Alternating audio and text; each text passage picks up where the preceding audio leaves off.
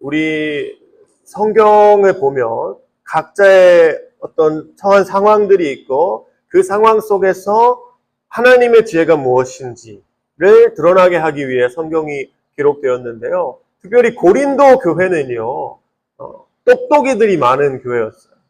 그래서 사람들이 이 바울이라는 선생님이자 교회를 세운 목사님이라고도 할 수 있겠죠. 선교사라고도 할 수 있겠고, 바울이라는 분이 이 교회를 세우고 이 교회를 지도하고 가르쳐 주는데, 이 고린도 사람들은 못마땅한 게 있습니다. 물론 우리 교회를 위해서 그런 거였겠죠. 우리 교회를 좀 더 나은 사람이, 좀 자격 있는 사람이, 좀 잘 다스리는 사람이 우리 교회 머리로서 좀 이렇게 해줬으면 좋겠다라는 마음이 앞섰는지 모르겠는데, 자기들이 교육을 많이 받고 자기들이 지혜가 많다 보니까 우리보다 더 뛰어난, 나보다 세상 것을 잘 알고, 나보다 믿음에 대해 잘 알고, 이런 사람을 우리가 세워서 교육받고 싶다라는 마음이 좀 고린도 교회 사람들한테 있었던 것 같아요. 지금 전도사님도 학교 다니잖아요. 신학교 다니는데 서울에서 일하시는 우리 전도사 친구들 말씀 들어보면 서울도 약간 교회에서 사람들이 어디서 공부했는지 되게 신학적으로 아는 게 많으셔서 전도사님이나 목사님들한테 오셔서 막 물어보시는데, 그래서 엄청 공부를 많이 해야 된다 그러고, 난 다행이야, 너네가 그렇게 막 물어보진 않아서 고마워 얘들아, 신학적으로 잘 몰라줘서 고마워요. 그런데 그런 마음이 앞섰기 때문에 바울에게까지 약간 도전을 하는 그런 상황에 처해 있었어요, 고린도 교회. 그래서 바울이 그에 대한 답장으로 이 고린도 후서를 기록하고 있는데, 그 고린도 후서의 마지막 무렵에 있는 바울의 모든 그 내용을 정리하는 내용이에요. 그래서 전도사님이 오늘 말씀을 서론, 본론, 결론으로 좀 나눠봤어요. 우리가 내일 큐티 시간에도 전도사님이 이렇게 본문을 줄 거야. 그 본문을 좀 이렇게 내가 알아보기 쉽도록, 아니면 내가 이해하기 편하도록 이렇게 나눠서 이렇게 하는 연습을 좀 할 건데, 오늘 전도사님이 한 거 좀 참고해서 하면 좋겠어요. 일단 서론으로 전도사님이 분류한 거 볼게요. 자, 바울이 이 편지를 쓰는 이유. 모든 사람에게 말한 것 같이 또 말합니다. 이번에 그런 사람을 가만 안 둘 거예요 라고 말하고 시작하고 있는데요. 여러분은 그리스도께서 내 안에서 말씀하고 계시다는 증거를 구하고 있습니다. 그러니까 너가 자격이 있는지 없는지 내가 시험해보겠다 이거죠. 고린도 사람들이. 그래서 이거에 대해서 말씀드릴 겁니다 라고 전도사님이 이게 서론같이 보였고요. 그 다음 본론, 첫 번째 본론은 바울이 처음으로 하는 말은 이거예요. 그것에 대해서, 그 사실에 그 고린도 사람들이 바울에게 도전하고 있는 것에 대해서 처음으로 하는 말이 이거예요. 그리스도는 약하신 분이 아닙니다. 그리스도는 능력을 떨치시는 분입니다. 물론 그리스도는 약하셔서 십자가에서 죽으셨지만 하나님의 능력으로 살아계신 분입니다. 우리도 그분 안에서 약합니다마는 하나님의 능력으로 여러분들을 대할 것입니다. 이것을 처음 본론으로 말하고 있어요. 선생님 이걸 준비했는데 오늘 아침에 말씀을 담임 목사님 1부 예배 듣다 보니까 이거에 대한 증거가 있더라고. 하나 띄워주세요. 오늘 누가복음 5장 17절에서 26절까지인가 본문이었는데 처음에 딱 이렇게 나오는 거야. 예수님께서 가르치시는데 주님의 능력이 함께 하심으로 병을 고치셨다. 그러니까 예수라는 사람이 막 병을 고친 게 아니라 주님의 능력이 함께 하셨기 때문에 주님이 병을 고치신 것이 보였다는 거예요. 우리도 한번 생각해 보세요. 이렇게 인도자나 말씀 전하는 사람들이나 아니면 다른 어떤 분야에 있는 사람들이라도 우리가 잘 보면 어떤 사람들은 와, 저 사람이 되게 대단해 보이는 사람들이 있어요. 저 사람 멋있는데? 저 사람 노래 잘하는데? 능력 있는데? 이런 게 막 보이는 사람이 있는데 또 어떤 부류의 사람들이 있냐면 와, 저 사람은 하나님이 함께 하시는 분인데? 라는 게 티가 나는 사람들이 있어요. 우리는 어떤 모습을 추구해야 될까요? 사람들이 나를 보고 와, 저 사람 잘한다 라는 것과 와, 저 사람 하나님이 함께 하시는 사람이다 라는 것, 어떤 게 더 중요할까요? 바울은 그것에 대해서 말하고 있는 거죠. 적어도 예수님은 그분 자체는 약하셔서 십자가에 달리신 모습으로 우리에게 다가오셨는데 그 예수님이 하나님의 능력으로 살아나셨고 부활하셨고 생명을 입으셨고 하나님의 능력으로 병을 고치시고 여러 가지 여러 사람들을 먹이시고 인도하시고 기적을 베푸시고 바다를 잠잠케 하시고 하는 모든 것들이 하나님의 능력으로 된 것이야 라고 말씀하시는 거죠. 이번 7월 찬양 집회 때 전도사님이 이걸 봤어요. 우리 리더들이 찬양하는 친구들이 하나님이 함께 하시는구나 라는 게 보였어요. 그래서 정말 감동이 컸어요. 이 한 사람 한 사람이 나를 드러내려고 하는 게 아니라 하나님이 그 자리에 그들과 함께 있는 것이 그대로 보이니까 너무 은혜가 되더라고요. 그게 은혜거든요.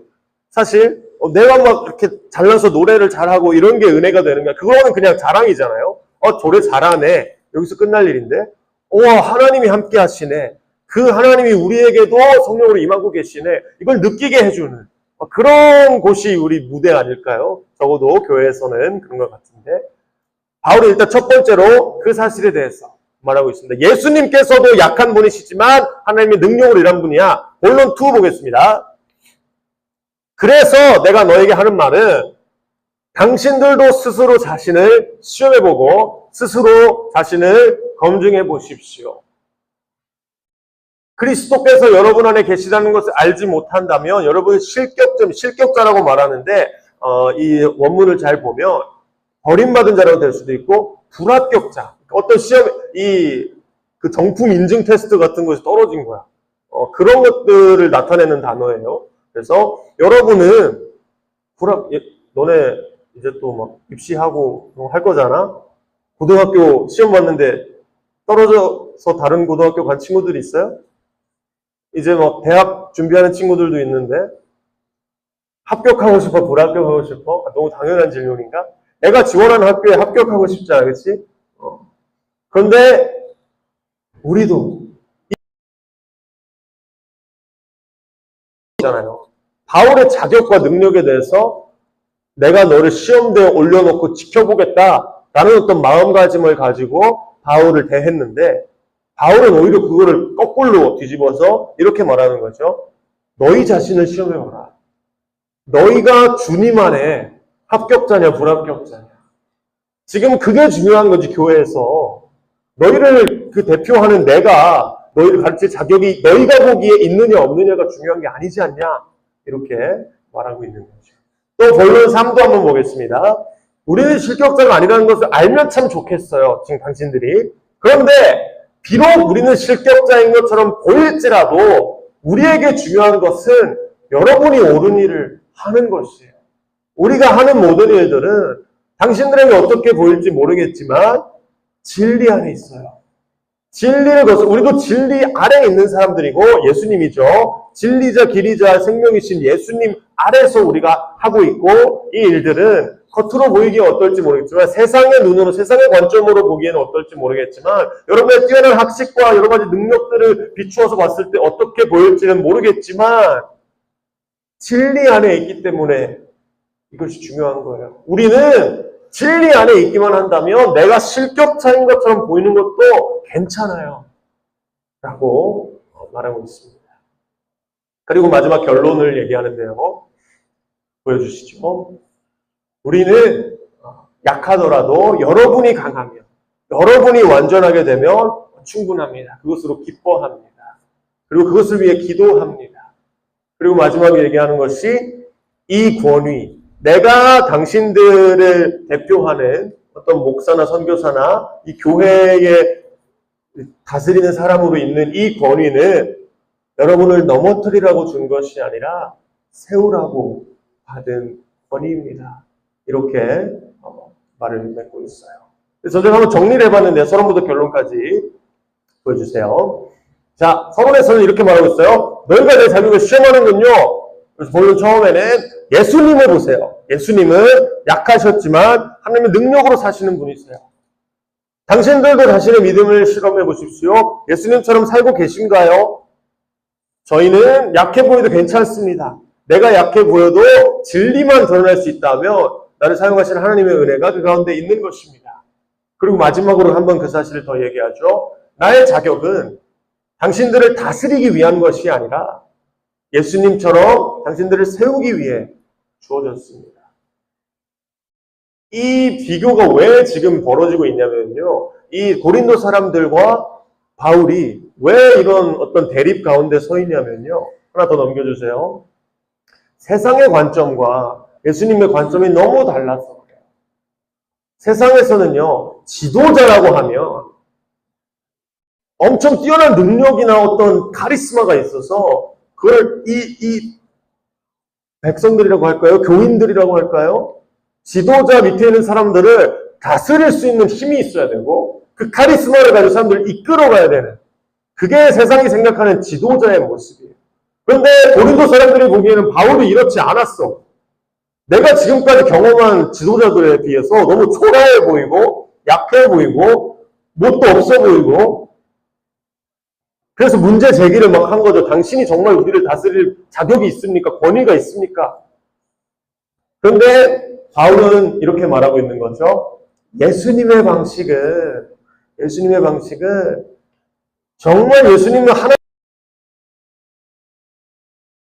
어디에 뭐 다 다스리시는 분이시지만 그런 힘이 있으신 분이시지만 그 힘을 가지고 당신들을 다스리는 데 쓰는 게 무릎 꿇리는 데 쓰는 게 아니고 내 말을 듣게 복종하게 만드는 데 쓰는 게 아니고 예수님은 그 힘을 갖고 계시지만 그럼에도 불구하고 약한 모습으로 십자가에 달리시고 당신들을 사랑하셔서 당신들을 세우기 위해서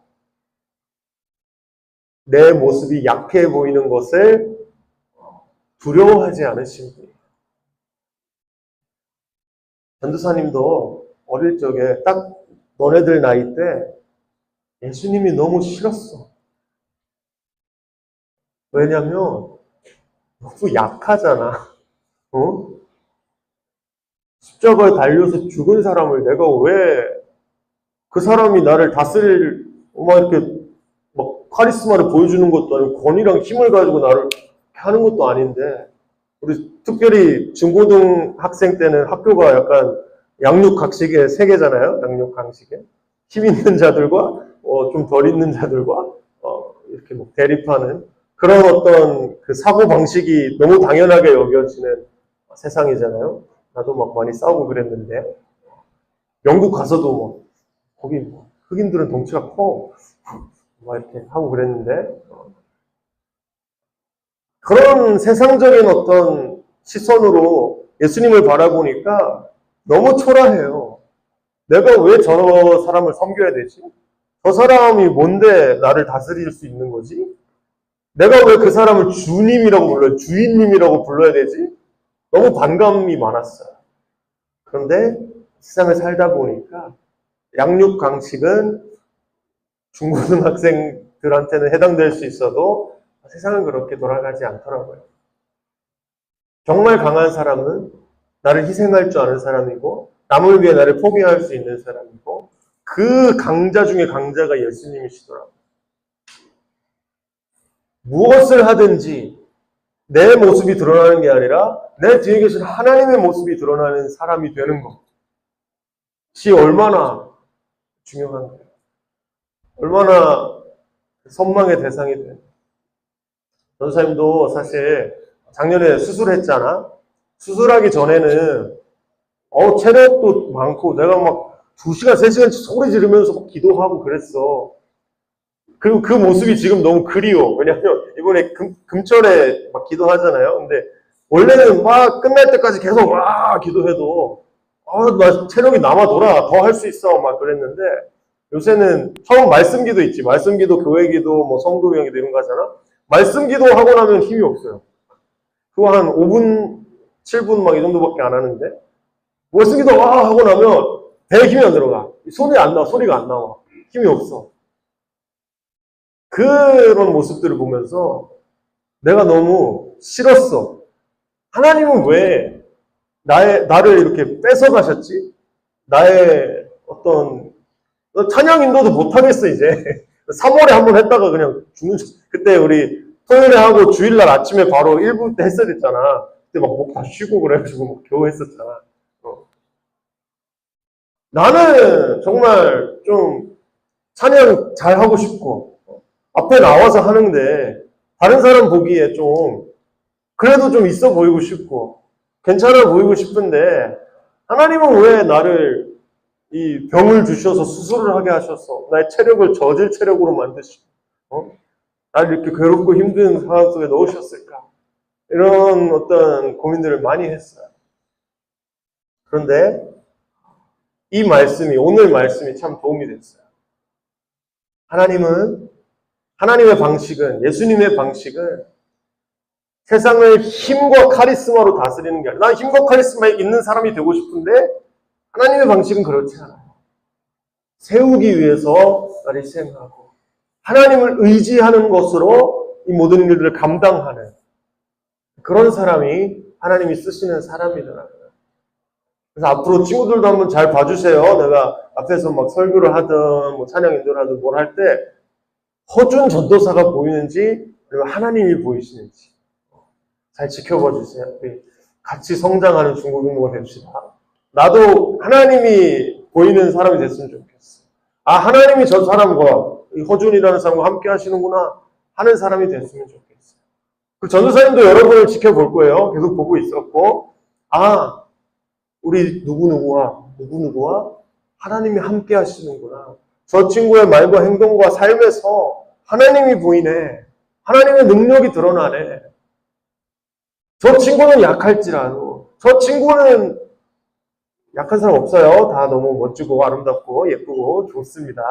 그런데 그 자신의 모습보다 하나님의 모습이 더 크게 드러나네 할 때 더 큰 감동이 우리에게 있고 더 큰 하나님의 사랑이 우리 가운데 느껴질 거예요. 특별히 이번 시련에 우리 오늘 내일 모레 이렇게 있는데 이 기간 동안에 방금 약해 보였죠? 말 절어서. 아, 감사합니다. 네, 하나님이 보이는 그런 새가 됐으면 좋겠네요. 이 기간 동안에 우리 친구들이 좀 약해졌으면 좋겠어요. 그 말씀대로 살려고 내가 하는 게 아니라 하나님, 내가 어떻게 해야지 하나님을 나를 통해 드러낼 수 있을까요? 하나님이 이렇다고 말씀에서 말씀하셨는데 나에게 이런 것이라고 말씀을 주셨는데 이 말씀을 내가 어떻게 살아가야지 하나님을 드러내는 삶을 살아낼 수 있을까요? 이런 마음가짐 가지고 이번 수련회 여러 가지 말씀 듣고 또 수련회 끝나고 나서도 그냥 반짝 이번 시간에만 막 잠깐 듣고 이런 게 아니라 모든 평생에 내가 진짜 가는 날까지 그 마음가짐 가지고 하나님을 드러내려고 노력하는 우리 중고등부가 되었으면 좋겠습니다. 우리 기도하겠습니다. 전사님 짧게 같이 기도하고 바로 헌금 진행하겠습니다. 하나님 아버지, 예수님께서는 자신의 모습이 드러나신 분이 아니라 자신의 약한 모습을 통해 하나님의 능력을 드러내신 분이었습니다. 저희도 하나님의 능력을 저희를 통해 드러내는 사람들이 되기 원합니다. 그런 통로가 되기 원합니다. 나를 통해서 그런 모습이 드러나게 하시고 우리 중고등부를 통해서 그런 모습이 드러나시고 우리 교회를 통해서 그런 모습이 드러나도록 하나님 나와 우리 공동체를 사용하여 주시옵소서. 다른 사람들이 보기에 바울을 공격했던 것처럼 저 사람이 무슨 자격으로 나에게 이런 말을 하냐, 어떤 질타가 있을 수 있고 너 합격한 거 맞아? 합격자 아니잖아 라는 의심이 있을 수 있지만 그럼에도 불구하고 더 중요한 것은 진리가 드러나는 것임을 저희가 마음 정중앙의 한가운데에 기억하며 그 사실만을 가지고 세상 살아가도록 저희 삶을 이끌어 주시옵소서. 오늘도 내일도 모레도 항상 우리와 함께 하시는 예수 그리스도의 이름으로 기도드립니다.